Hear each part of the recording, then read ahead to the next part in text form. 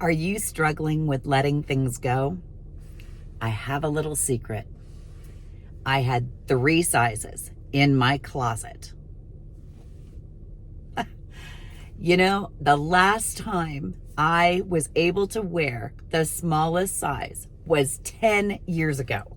Did I really think I was going to fit back into that size? Why did I hold on to all this stuff? Every time I come through my closet looking for clothes to wear, it was a reminder of how much weight I've put on, especially going into my 50s. And not one positive thought came out of holding on to these clothes. So why did I do it? Welcome to Pinebrook Homestead. If you are new here, my name is Marie. If you are returning, welcome back. I'm glad to see you again. This was a tough week for me. I really wanted to tackle letting things go. Sometimes letting things go are the physical things, like all these clothes back here. I met Volunteers of America, and we are donating them all. Sometimes letting things go is maybe something that someone said to you or said about you. Sometimes it's a toxic relationship. So I thought today, let's talk about it.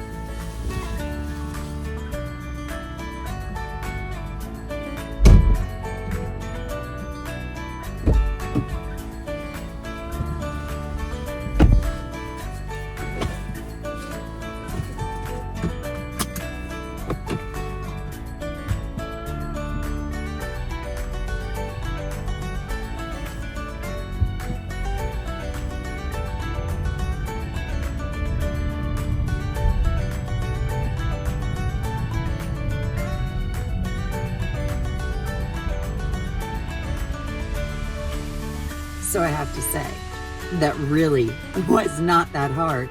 It was harder doing the physical work of cleaning out the closet than it was dropping them off for donations.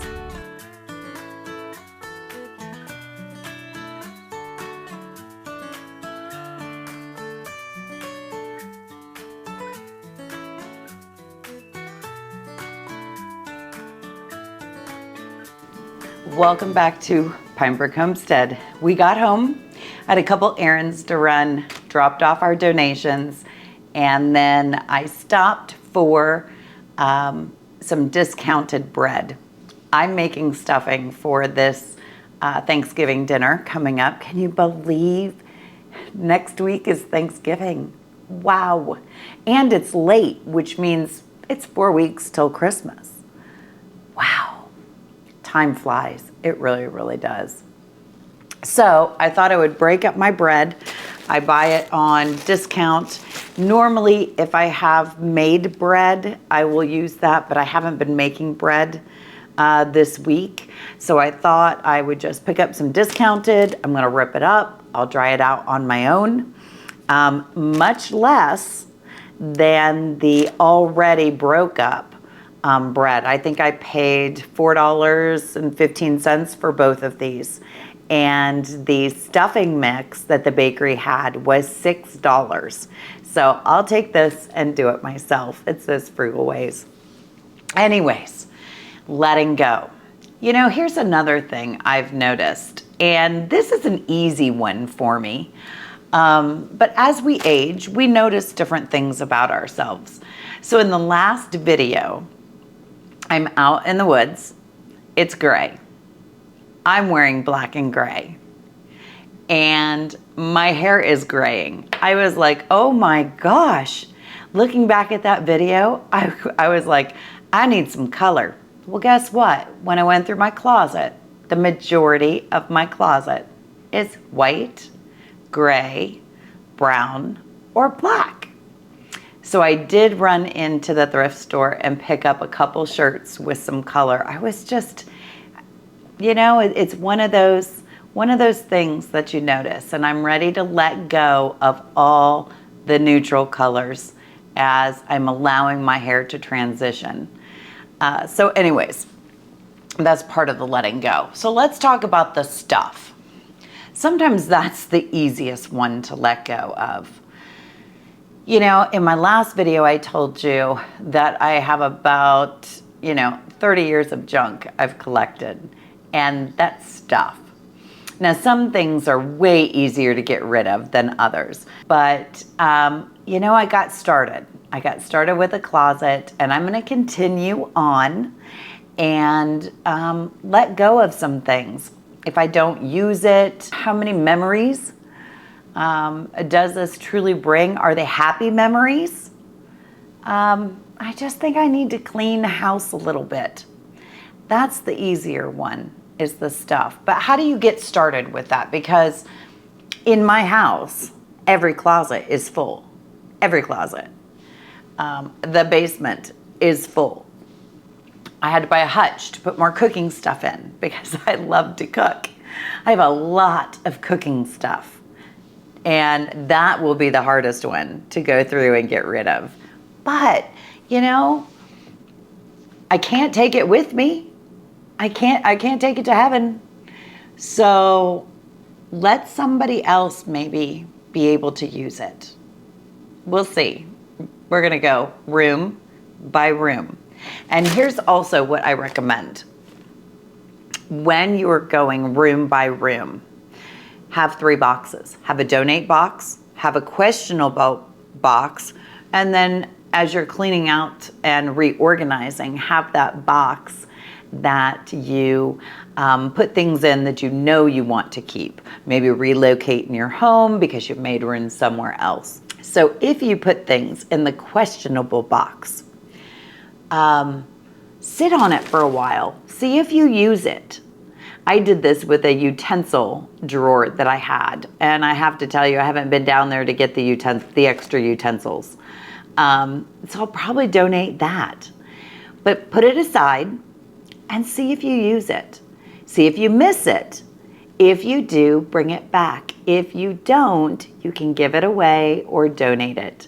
And right now is the time to add up your donations, because you can write them off on your taxes.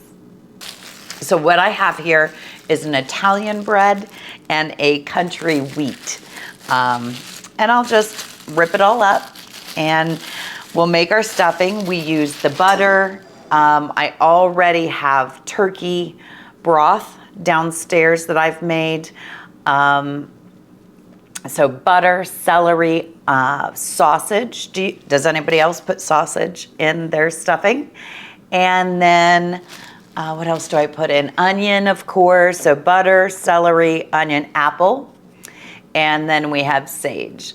We woke up this morning to a light blanket of snow. Now, it didn't really stay on the grass, but it did stay on the plants. I still have kale. I have a head of cabbage out there, my Brussels sprouts, and carrots. So I'll be pulling those in this week to be able to use up. And I think I'm going to make a kale and cabbage warm salad for my husband and I tonight. And then I also am going to make a applesauce cake. My kids are coming home for break, and so I thought it would be nice if they had a little snack like that. The next thing that we're going to tackle is how to let go of things that people say that hurt your feelings. That's a tough one. So, that's a tough one. I actually wrote in my journal today that I have taken all the hurtful things that were said coming out of my employment, and I put them in an envelope and I gave it to God. Now, here's the problem. that whole saying, let go, let God. I can do that. I can go, okay, here you go, God. But eventually it festers back. So what can we do when that thought repeats itself? Well, today in my journal, I thought of one of the basic things that I can do is when that thought comes into my mind, I can change that thought. So in my journal, I was writing some affirmations. I am a child of God. I said that I had put all the hurt feelings and in an envelope, gave it to him. I forgive everyone. But I wrote down a list of affirmations, and I want to memorize those affirmations. So when that negativity comes into our head, because it does, we women, we remember everything. But here's the problem. That's the past. And I don't want to look in the rearview mirror any longer. I want to look out the windshield. I don't want to repeat things that were said to me or repeat something that somebody hurt. No, I don't want to do that anymore. I am 53 years old. I have lived over half my life already, and I want this second half to be the best second half it can be. How about you? What do you do to change that mindset when the negative comes in? Do you have a mantra? Do you have an affirmation? Do you, or do you sit with it for a while? Because boy, that can drag us down. It really, really does. It drags us down. So let me know in the comments below, what do you do to change that mindset and let go of the negative thoughts?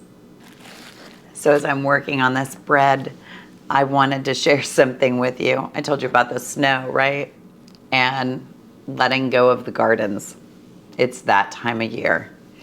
Well, just as I was looking at the snow outside, what came in the mail yesterday but the first seed catalog.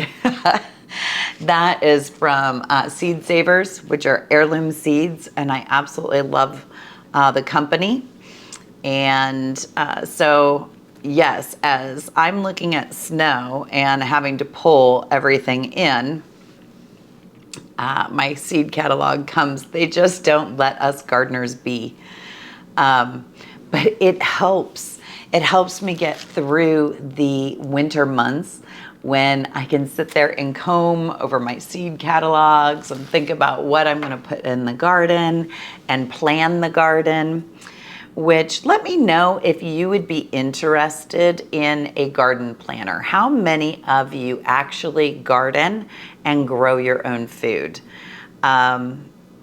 Because I have a phenomenal garden planner that I made up, and I would be happy to share that with you. So just let me know.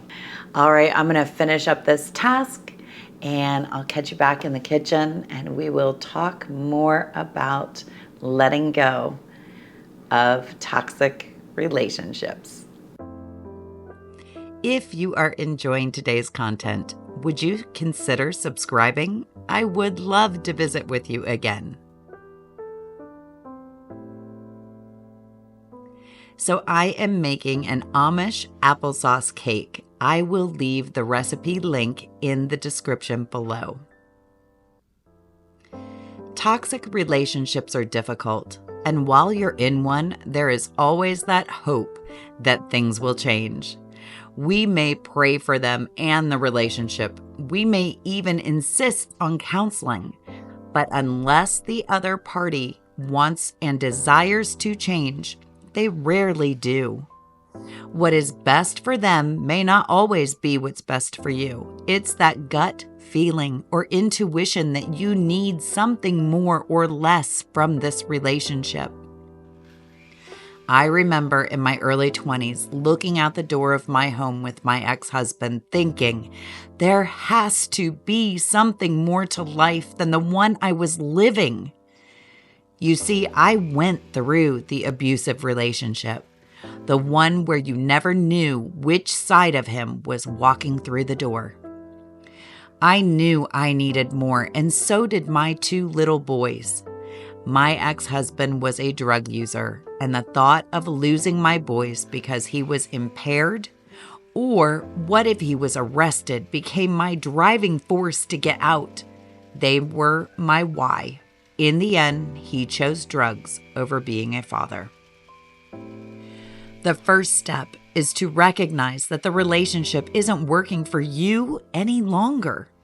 It might be a marriage, a friendship, or even a family member. But before writing anyone off, try to share your feelings with them. Some may listen, but again, if they don't want to change, the relationship won't either.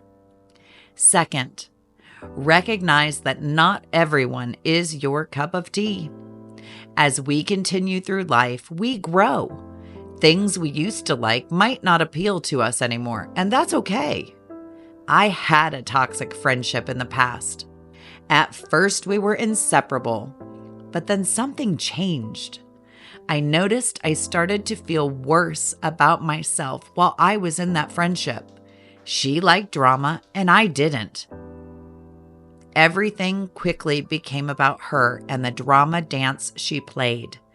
I began to distance myself, and when I did, she rather quickly would post about the next best friend she met.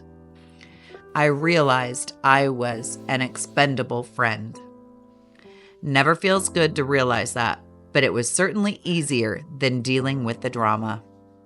So the third thing is to distance yourself. If it's a marriage, I always say pull out all the stops to try to fix the marriage first. But in my case, that was impossible. A friendship is a little easier, but worth giving some distance to see how you feel. They always say distance makes the heart grow fonder, but sometimes it frees you from toxicity. So here are 3 things I have recently heard that sent me on my path of letting go, and I hope you find value in them as well. Letting go isn't about losing something. You're actually clearing a path for your new journey. Letting go isn't about forgetting the past. It's about releasing the grip it has on you, your thoughts, or your life. The last one is my favorite. While the past may shape who we are, it does not have to write the ending of our lives. You know, we never start a book at the end and read backwards to the beginning. So why do we always look back and allow the past to dictate our future? Sometimes we just need to let go.